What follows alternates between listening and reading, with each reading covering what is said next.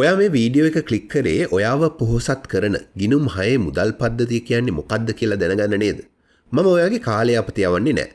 අද මම කතා කරන්නේ The Secrets of Millionaire Mind පොතේ හාව් එක සඳහන් කරපු අන්න ඒ සිස්ටම් එක. ඔයාගේ මයින්ඩ්සෙට් එක වෙනස් කරන විදිහ සහ අදම පටන් ගන්න පුළුවන් ඇක්ෂන් ප්ලෑන් එකක් ගැනයි. වීඩියෝ එක ඉවර වෙනකම්ම රැඳිලා ඉන්න. මොකද ඔයාගේ ඉන්කම් එක කීය වුණත් අදම පටන් ගන්න පුළුවන් ප්‍රැක්ටිකල් ගයිඩ් එකක් ඔයාට දැනගන්න ලැබෙනවා. ඔයාට සමහර විට තේරිලත් ඇති ලංකාවේ ගොඩක් අයට තියෙන්නේ ඉන්කම් ප්‍රොබ්ලම් එකක් නෙවෙයි, සිස්ටම් ප්‍රොබ්ලම් එකක්. කෙනෙක් ඕනවට වඩා සල්ලි හම්බ කරලත් දුප්පතෙක් වගේ ඉන්නව වෙන්න පුළුවන්. ඒ වගේම අඩු ආදායමක් ලබලත් ලොකු වත්කම් ගොඩනගනවා වෙන්න පුළුවන්. ඒකට කරුණු 4ක් ඕන. සල්ලි මැනේජ්, එහෙම නැත්නම් පාලනය කරන එක. සල්ලි ලවා වැඩ කරන එක. බය නැතුව ඇක්ෂන් ගන්න එක සහ දැනුමෙන් පෝෂණය වෙන එක. අද මම මේ කරුණු 4ම එක බ්ලූ ප්‍රින්ට් එකකට ගේනවා. මේ වීඩියෝ එක ඉවර වෙද්දී ඔයාට මූල්‍ය නිදහස ලබා ගන්න උදව් වෙන ගිනුම් 6 මුදල් පද්ධතිය කියන්නේ මොකද්ද? ඒක හදාගන්නේ කොහොමද කියන දේ අරුණම ඔයාගේ සැලරි එක පැසිව් ඉන්කම් එහෙම නැත්නම් අක්‍රිය ආදායමක් බවට හරවන්නේ කොහොමද කියන එකත්, බය පාලනය කරගෙන ඉස්සරහට යන්නේ කොහොමද කියන එකත් දැනගන්න පුළුවන්. හොඳයි. මම මුලින්ම ඔයාගෙන් මෙහෙම ප්‍රශ්නයක් අහන්නම්. හෙට උදේ වෙද්දී මම ඔයාගේ ඉන්කම් එක ඩබල් කළොත් තව මාස 12කින් ඔයා ඇත්තටම ධනවතෙක් වෙයිද? සමහර විට ඔයා හිතන වෙන්න පුළුවන් මේ මොනවද කියන්නේ? මම අනිවාර්යෙන් ධනවතෙක්. හැබැයි ගොඩ දෙනෙකුට හරි උත්තරය නැහැ කියන එක. මොකද වැඩිපුර හම්බ වෙන සල්ලි යන්නේ ලයිෆ් ස්ටයිල් අප්ග්‍රේඩ් එහෙම නැත්නම් ජීවන රටාව සුඛෝපභෝගී කරන්න. ගැජට්ස් වලට එහෙම නැත්නම් අද විතරයිනේ කියලා කරන වියදම් වලට. ඒකයි මම කියන්නේ පොහොසත් කමේ පළවෙනි නීතිය ආයෝජනය නෙවෙයි.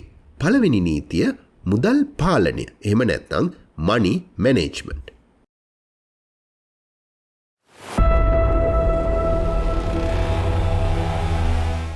ගිනුම් 6 මූල්‍ය පද්ධතිය කියන්නේ The Secrets of the Millionaire Mind පොතේ එන එක වැදගත් පාඩමක්. මේක සම්බන්ධ වෙන්නේ Wealth File 14 කියන එකත් එක්ක.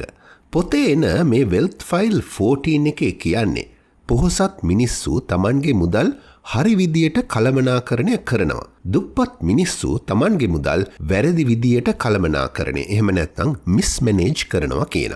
ලෝකේ ඉන්න පොහොසත්ම මිනිස්සු ගැන හොයලා බැලුවොත් දකින්න ලැබෙන දේ තමයි ඒ අය Tamanට ලැබෙන දේ පාලනය කරන්න දන්නවා. හැබැයි අපිට ඉස්කෝලේ කාලෙදිවත් කවුරුවත් මනි මැනේජ්මන්ට් ඉගෙනුවේ නැහැනේ. ඒක නිසා මෙන්න මේකයි සිස්ටම් එක. ඔයාගේ ආදායම ලැබුණු ගමන් එක කොටස් 6කට බෙදලා වෙන් කරගන්න. ඒක මූල්‍ය නිදහසට යන ගමනේ වැදගත්ම පියවරක්. හැබැයි මේ බෙදීම කරන්න ඕන ඔබේ ආදායමෙන් බදු අඩු කරාට පස්සේ. මේකෙදී පළමු 50% වෙන් කරන්නේ ඔබේ necessities account එක. එහෙම නැත්නම් අත්‍යවශ්‍ය වියදම් ගිණුමට. කෑම බීම, විදුලිය, ජල බිල්පත්, ගෙවල් කුලි සහ එදිනෙදා ගමනාගමන වියදම් වගේ ජීවත් වෙන්න අත්‍යවශ්‍ය දේවල් පියව ගන්න මේ මුදල භාවිත කරන්න පුළුවන්. ඊළඟ 10% වෙන් කරන්නේ financial freedom account. එහෙම නැත්නම් මූල්‍ය නිදහස උදෙසා වෙන ගිණුමට. මේ මුදල කිසිම හේතුවක් නිසාවත් එදිනෙදා වියදම් වලට ගන්න එපා. මේක වෙන් කරලා තියෙන්නේ ඉන්වෙස්ටිං එහෙම නැත්නම් ආයෝජන වලට විතරමයි. මේක ඔයාගේ අනාගතය සුරක්ෂිත කරන ප්‍රධානම අරමුදලයි. අපූර්වම කොටස වෙන්නේ ඊළඟට එන ප්ලේ account එක. එහෙම නැත්නම් සතුට සඳහා වෙන ගිණුම. මේ සඳහා වෙන් කරන්නේ 10%ක්. හැම මාසෙම ඔයාගේ සතුට වෙනුවෙන් මේ මුදල වියදම් කරන්නම ඕනේ. මොකද හැමදාම සල්ලි ඉතුරු කරලා විනයකටම ඉන්න උත්සාහ කළොත් දවසක ඒක එපා වෙලා ඔයාට ලොකු මුදලක් නිකරුණේ වියදම් කරන්න හිතෙන්න පුළුවන්. හොඳ මානසික තත්වයකින් සතුටින් සිටීම සාර්ථක ආයෝජකෙක් වෙන්න අත්‍යවශ්‍ය සාධකයක්. ඒ වගේමයි ඊළඟ ගිණුම. ඒකට කියන්නේ long term savings for spending. දීර්ඝකාලීන ඉතුරුම් ගිණුම. මේ සඳහා තවත් 10%ක් වෙන් කරන්න ඕන. මේක පස්සේ කාලෙක මිලදී ගන්න සැලසුම් කරන වටිනා දේවල්. එහෙම නැත්නම් ඉදිරියේ එන ලොකු වියදම් පියව ගන්න පාවිච්චි කරන්න පුළුවන්. ඉතිරි කොටස් දෙකෙන් මුලින්ම එන්නේ education account එක. එහෙම නැත්නම් අධ්‍යාපන ගිණුම. මේක සඳහාත් 10%ක් වෙන් කරන්න. මේ මුදල වැය කරන්න ඕනේ ඔයාගේ දැනුම, හැකියාවන් දියුණු කරගන්න, පොත්පත් මිලදී ගන්න, අලුතෙන් පාඨමාලා හදාරන්න, එහෙම නැත්නම් සෙමිනාර්ස් වලට සහභාගී වෙන්න වගේ දේවල් වලට. අවසාන වශයෙන් giving account එක. එහෙම නැත්නම් දන් දීම සඳහා වන ගිණුමට තවත් 10%ක් වෙන් කරන්න. අසරණ අයට උදව් කිරීම, දන් දීම මේ කොටස පාවිච්චි කරන්න පුළුවන්. මේකෙන් ඔයාට ඔයාගේ මානසික තෘප්තිය වගේම ජීවිතයේ සමතුලිත බවත් රැකගන්න හැකියාව ලැබෙනවා. දැන් ඔයාට හිතේ හාපෝ මට මේක කරන්න බෑ. ඔය පොඩ්ඩ එකතු කරලා කාටද හරි ගියේ. හැබැයි හාව් ඒක එක සත්‍ය සිදුවීමක් සඳහන් කරනවා. ඔහු කියනවා ඔහුගේ වැඩසටහන් වලට ආපු එක කාන්තාවක් ලොකු ණයබරකින් හිටියා කියලා. එයා මේ සිස්ටම් එක පටන් ගත්තේ මාසෙකට $1 එකකින්. ඒ කියන්නේ $10ක් විතරයි එයා ෆයිනෑන්ෂල් ෆ්‍රීඩම් account එකට දැම්මේ. එයාටත් ප්‍රශ්නයක් තිබුණා මේ $10න් මම කොහොමද නිදහස් වෙන්නේ කියලා. හැබැයි එයා පුරුද්දට ඇරියේ නෑ. එයා හැම මාසෙම ඒ ප්‍රමාණය වැඩි කරගන්න අදිෂ්ඨාන කරගත්තා. අවුරුද්දක් යද්දී එයා මාසෙට $2000ක් බෙදෙන තැනට ආවා. අවුරුදු 2කින් එයාට පුළුවන් වුණා එකපාර $10000ක් තමන්ගේ ෆයිනෑන්ෂල් ෆ්‍රීඩම් account එකට දාන්න. පාඩම සරලයි. The habit matters more than the amount. ඔයාගේ පුරුද්ද මුදල් ප්‍රමාණය මොකද්ද කියන එකට වඩා වටිනවා. ඔයා සල්ලි ලැබෙනකන් ඉන්නේ නැතුව තියෙන දෙයින් පටන් ගන්න. ඔයාගේ ෆයිනෑන්ෂල් ෆ්‍රීඩම් එක 100%කින් හරි පටන් ගන්න. එතකොට ඔයාගේ ඩෙන්ටිටි එක එහෙම නැත්නම් ප්‍රතිරූපය වෙනස් වෙනවා. මම මගේ සල්ලි මැනේජ් කරනවා. සල්ලි මාව පාලනය කරන්නේ නැහැ කියලා ඔයාට තේරුම් යනවා. දැන් ඔන්න හිතන්න එපා වැඩේ හරි කියලා. ඔයා සල්ලි කළමනාකරණය කරන එක හරියට කරයි. හැබැයි ඔයා දන්නවද ඔයාට ලැබෙන මුදල් ඔයා වෙනුවෙන් වැඩ කරවන්න යොදන හැටි. මෙන්න එහෙනම් ඒකත් අහගන්නකෝ. ඔයා මූල්‍ය නිදහසට යන ගමනේ ඊළඟ පියවර තමයි wealth file 15. මේකෙන් කියන්නේ ධනවතුන් මුදල් ලවා වැඩ කරගන්නවා. හැබැයි දුප්පතුන් මුදල් වෙනුවෙන් වෙහෙස වී වැඩ කරනවා කියලා. ගොඩක් අය හිතන්නේ සල්ලි හම්බ කරන්න නම් මැරීගෙන වැඩ කරන්නම ඕනේ කියලා. ඒක ඇත්ත. හැබැයි ඒක මුල් කාලයට විතරයි. පොහොසත් අය කරන්නේ Taman මහන්සි වෙලා හම්බ කරන සල්ලි Taman වෙනුවෙන් මහන්සි වෙලා වැඩ කරන තැනට පත් කරන එක. සරලවම කිව්වොත් දුප්පත් මානසිකත්වයක් තියෙන කෙනෙක් Tamanගේ කාලය සහ ශ්‍රමය සල්ලි වලට විකුණනවා. හැබැයි මූල්‍ය නිදහස තියන අය කරන්නේ Tamanගේ මහන්සිය වෙනුවට ආයෝජන සහ පද්ධති පාවිච්චි කරන එක. ඔයා දන්නවද සැබෑ මූල්‍ය නිදහස කියන්නේ මොකක්ද කියලා? ඒක තමයි ඔයාගේ පැසිව් ඉන්කම් එක. එහෙම නැත්නම් ඔයා වැඩ නොකර ලැබෙන අක්‍රිය ආදායම ඔයාගේ ජීවත් වෙන්න යන වියදමට වඩා වැඩි වෙන අවස්ථාව. ටීහාව් මේක ලස්සන උදාහරණයකින් පැහැදිලි කරනවා. දුප්පත් විදියට හිතන කෙනෙක් රුපියලක් දකින්නේ අදම වියදම් කරලා ඉවර කරන්න තියෙන දෙයක් විදියට. හැබැයි ධනවත් විදියට හිතන කෙනෙක් රුපියලක් දකින්නේ අනාගතයේදී පැලවෙන්න තියෙන බීජයක් විදියට. මේ එක බීජයකට පුළුවන් තව බීජ 100 ගාණක් හදන්න. ඒ බීජ 100 ගානට පුළුවන් තවත් 10 ගණනක් හදන්න. අද ඔයා ඒ බීජය විනාශ කළොත් අනාගතයේදී ලැබෙන්න තියෙන මුළු අස්වැන්නම ඔයාට නැති වෙනවා. අන්න ඒකයි අර අපි කලින් කතා කරපු ෆයිනෑන්ෂල් ෆ්‍රීඩම් account එක වැදගත් වෙන්නේ. ඒ ගිණුමේ තියෙන සල්ලි නිකන් තියෙන්න දෙන්න එපා. ඒ හැම රුපියලක්ම ඔයා වෙනුවෙන් වැඩ කරන්න මූල්‍ය සොල්දාදුවෙක් කරගන්න. මතක තියාගන්න ඔයා සල්ලි වෙනුවෙන් වැඩ කරන එක නතර කරන්න නම් මුලින්ම ඔයාගේ සල්ලි ඔයා වෙනුවෙන් වැඩ කරන විදිහට ඔයාගේ ඉන්වෙස්ට්මන්ට් ප්ලෑන් එක හදාගන්නම ඕනේ. දැන් ඔයා සල්ලි ඉතුරු කරන විදිහ ගැනත් දන්නවා. ආයෝජන මූලධර්ම ගැනත් දන්නවා. හැබැයි ඇයි ගොඩක් අය මේ හැමදේම දැනගෙනත් කිසිම දෙයක් නොකර නිකන් ඉන්නේ කියලා ඔයා දන්නවද? ඒකට ප්‍රධාන හේතුව තමයි බය. Secrets of the Millionaire Mind පොතේ එන Wealth File 16 එකේ මේක හරිම ලස්සනට පැහැදිලි කරනවා. පොහොසත් අය බය දැනෙද්දිත් ඇක්ෂන් ගන්නවා. හැබැයි දුප්පත් අය Tamanට දැනෙන බය නිසාම අතරමඟ නතර වෙනවා කියලා හාවේක සඳහන් කරනවා. ගොඩක් අය හිතන්නේ සාර්ථක වෙන්න නම් බය සම්පූර්ණයෙන්ම නැති කරගන්න ඕනේ කියලා. ඒක වැරදි.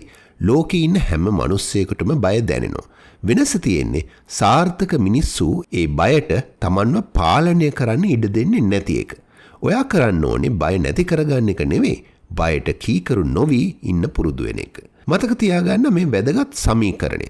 Your comfort zone equals your wealth zone. ඒ කියන්නේ ඔයාගේ පහසුව තියෙන සීමාව තමයි ඔයාගේ ධනයේ සීමාවත්. ඔයා අලුත් අවදානමක් ගන්න, අලුත් දෙයක් ඉගෙන ගන්න, නැත්නම් පොඩි හෝ අපහසුතාවක් විඳ ගන්න බය නම් ඔයාගේ මූල්‍ය වර්ධනයත් අන්න ඒ බය ඇතුළෙම හිර වෙනවා.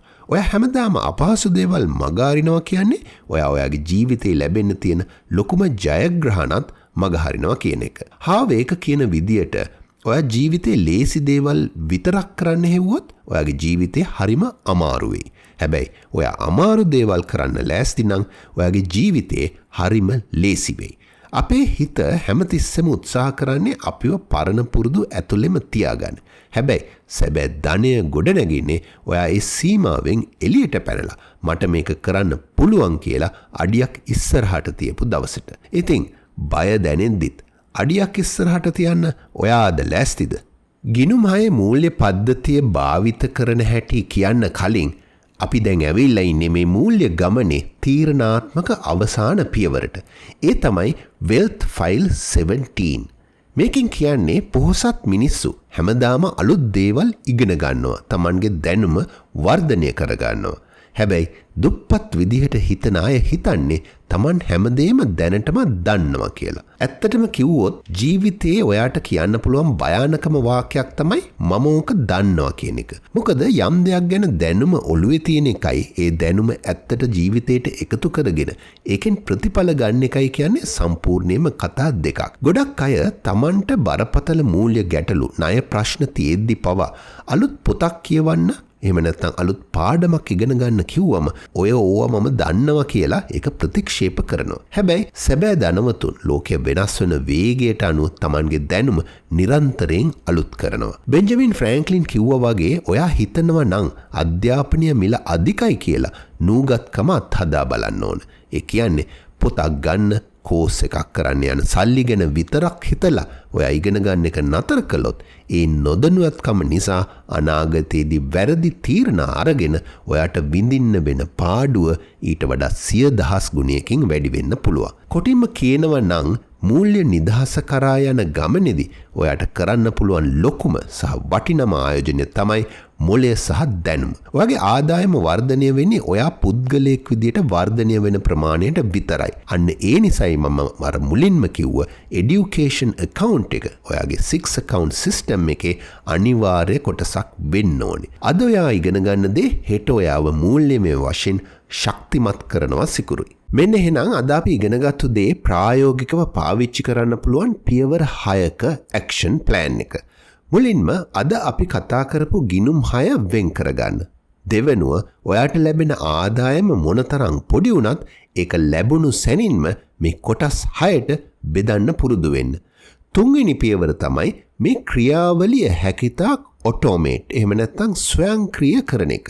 මොකද මොටිවේෂන් එක එනකම් බලාගෙන ඉන්නවට වඩා සිස්ටම් එකක් හරහා ඉබේම වෙන දේ සාර්ථකයි. 4 වෙනුව ඔයාගේ ෆයිනෑන්ෂල් ෆ්‍රීඩම් ගිණුමේ තියෙන හැම රුපියලක්ම අනාගතයේ අස්වැන්න දෙන බීජයක් විදියට සලකලා ප්‍රවේශමෙන් ආයෝජනය කරන්න. 5 වෙනි පියවර විදියට සතියකට සැරයක් හරි ඔයාගේ කම්ෆර්ට් සෝන් එකෙන් එළියට ගිහින් ඔයා සාමාන්‍යයෙන් නොකරන අලුත් අභියෝගයකට මුහුණ දෙන්න.